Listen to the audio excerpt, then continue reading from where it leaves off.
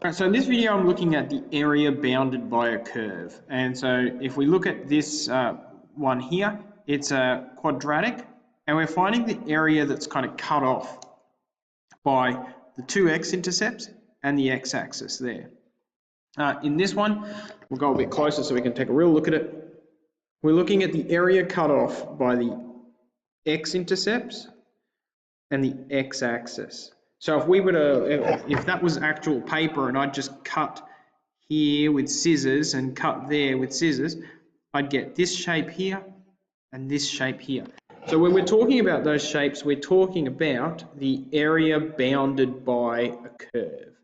So I'm not going to go all the way through all of the integration, but I am going to set one up. So let's take a look at a question just off the top of my head. So here's my example question. Find the area bounded by the curve and the x-axis of x times x minus 3 times x plus 2. Now, I really need to be able to sort of sketch it first. So if I think about the x-intercepts, let's zoom straight in on that. X-intercepts, let y equal 0. So if I let y equal 0, I've got 0 equals x, x minus 3, x plus 2, oops, x plus 2. And so using the null factor law, I'm going to get like 3 answers there. So x equals 0 or 3 or a negative 2. 3 answers there for my x-axis.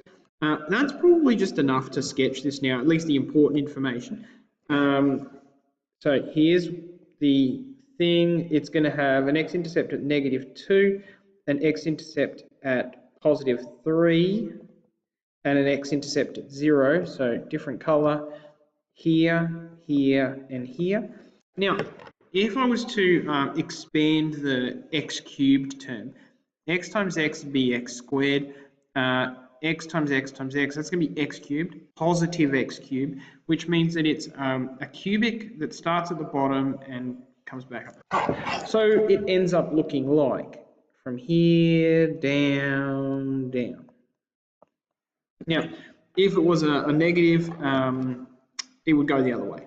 All right, so I'm finding the area between here and here.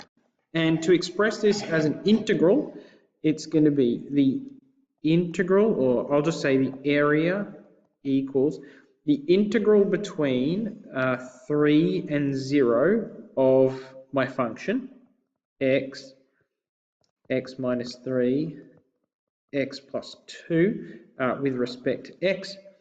And then I'm going to add this bit, oh, hang on.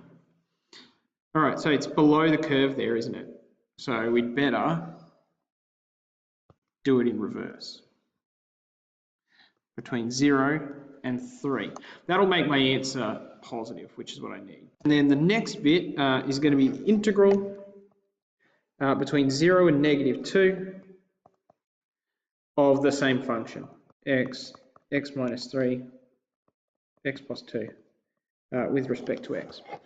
Now, that's it. That's how you find the area bounded between the curve. You've got to find the x-intercepts, and then you've got to consider whether they're above or below. If they're below, you're going to have to reverse your terminals. If it's above, go with the higher terminal first.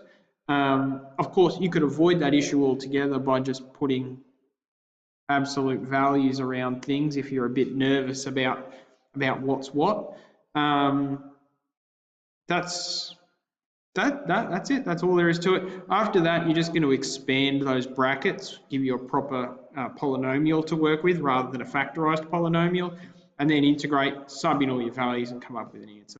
So this video is really just about talking about what's meant by area bounded by a curve, understanding that to do that, you're going to have to find the x-intercepts, and then understanding that you're going to have to think about whether it's above or below the curve, and either reverse your terminals appropriately or use absolute values.